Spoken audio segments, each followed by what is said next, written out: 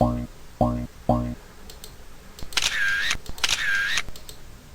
friends, I am Shushant Raghavan. Welcome to Technical and Quality Session. For understanding the technical requirements and quality standards in clothing industry, making a sustainable garment, I have good practical experience in the apparel manufacturing sector. My skills are CAD pattern making, sample development, technical requirements, and measuring quality performance. Today's session is about fusible interlining construction in clothing industry. For more sessions like this, do like and subscribe to my channel. Now let's begin the presentation. Fusible interlining construction. The term fusible interlining is used to describe a base fabric coated on one side with a thermoplastic adhesive resin which can be bonded to another fabric by the controlled application of heat and pressure. These materials, generally called fusibles, provide the designer with a number of properties which can enhance the appearance of finished garments by the following: control and stabilization of critical areas, reinforcement of specific design features, minimum of modification to the handle of the top cloth, preservation of a crisp and fresh look. Correctly selected and applied fusible have many advantages for the designer, the production unit and the consumer. Construction of fusibles.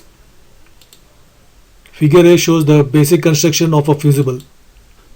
A fusible combines the following three factors in its construction: base material, also called the substrate, thermoplastic resins, synthetic resins which melt when subject to heat and reverts to its original solid state when cooled, coating, the amount of resin deposited and how it is secured onto the base fabric.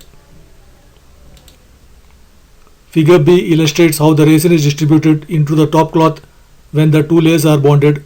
The finished bond is referred to as a laminate. Base materials.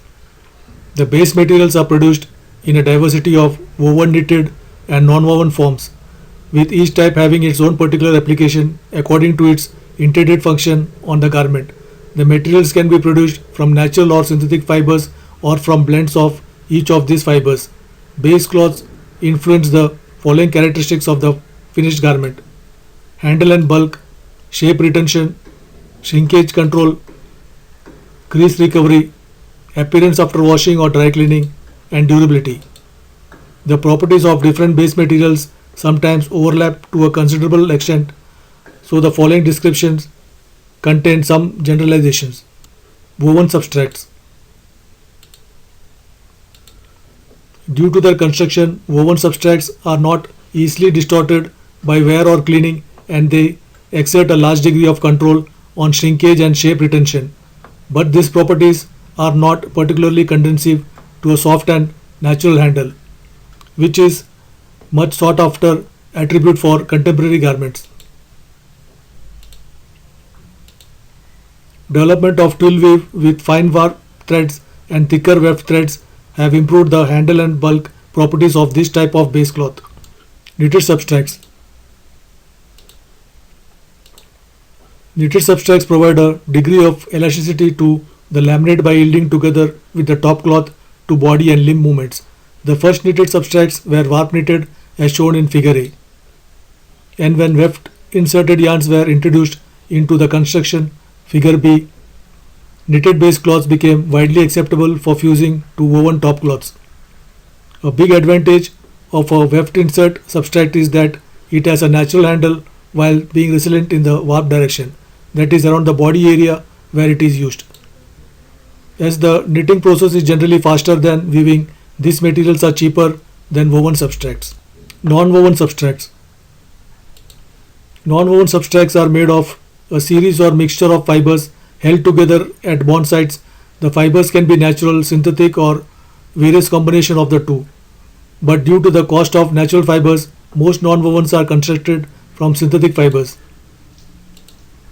The most commonly used fibers for general purpose fusible are viscose, polyester, acrylic and nylon. Nylon fibers tend to produce a relatively firm substrate and are often used when a component requires additional stiffening. The orientation of the fiber in the substrate influence its end use. The three standard web formation in non-woven are random web. The fibers are oriented randomly as seen in figure A and the resultant substrate is omnidirectional.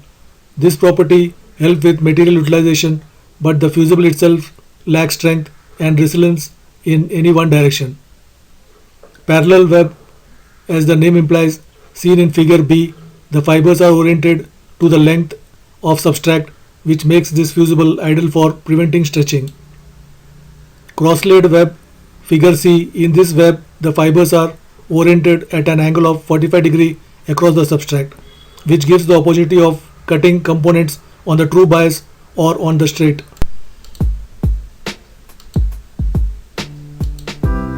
Thank you for watching.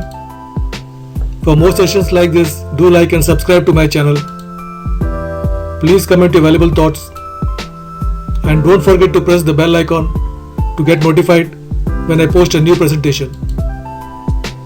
Bye, have a good day.